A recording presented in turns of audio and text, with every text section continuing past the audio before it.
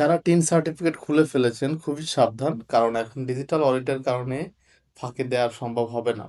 আপাতত ৭২,৩৪১টি আয়কর ফাইল অডিটের জন্য নির্বাচন হয়েছে।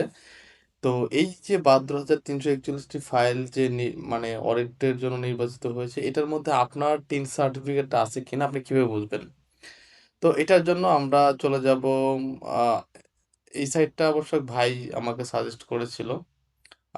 এটা দেখলাম কামরুজ্জামান ভাইও পোস্ট করেছে। বাট এটা আসলে সত্যি, সত্যি কাজ করছে না আমি যেটা দেখলাম। বাট আমরা যদি যাই nbr.gov.bd তে, এখানে পাবলিশ হয়েছে এই যে, এইটাতে ক্লিক করলে আপনি এই অডিট লিস্টটা পেয়ে যাবেন। আমি প্রয়োজনে পিডিএফটা আপনাকে দিয়ে দিব। এই পিডিএফ থেকে আপনাকে খুঁজে বের করতে হবে যে আপনার ওইটা আছে কিনা। তার আগে চলেন দেখে আসি যে সাইটটা নিয়ে অনেকে একটু ঝামেলা আছে।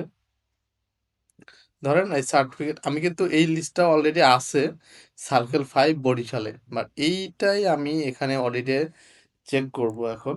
এই যে চেক করতে দিলাম, কিন্তু এখানে দেয়া আছে অডিটে নেই।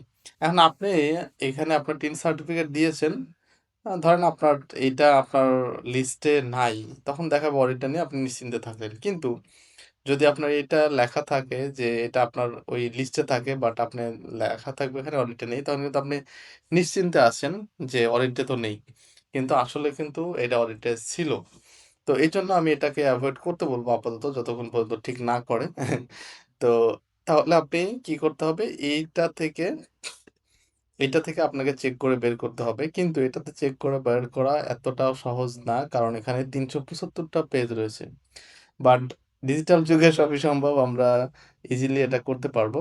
আমি একটু দেখাই যে এটা কি দিয়ে করতে পারি। তো আমি যেটা করেছি, আমি এই যে পুরা অডিট ফাইল পিডিএফটা চ্যাটজিপিটিকে দিয়েছি এবং বলেছি যে আমার যে নাম্বারটা আমি দিলাম তোমাকে, সেই নাম্বারটা তুমি একটু চেক করে দেখো। তো আমি এই নাম্বারটা দিয়েছিলাম র্যান্ডমলি একটা এখান থেকে নিয়ে, এবং সে বলছে yes this your number is in the list, আপনার নাম্বারটা এই লিস্টের মধ্যে আছে। এটা এইখানে এই যে এত বরিশাল জোনে সার্কেল 5 আছে, এই পিডিএফ থেকে সে এটা পেয়েছে এই যে এখান থেকে।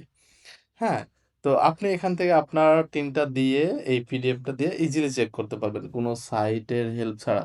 তাছাড়া এখান থেকে করতে পারবেন কন্ট্রোল এফ দিয়ে। আপনার এইটা যদি আপনি পেস্ট করেন, ধরেন আমি র্যান্ডমলি এটা পেস্ট করে দিলাম এই যে, তাহলে এটা সিলেক্টেড দেখাবে, এভাবে আপনি পূরণ করতে পারেন, মানে সিলেক্ট করতে পারেন, বাছাই করতে পারেন যে আপনারটা আছে কিনা যাচাই করতে পারেন।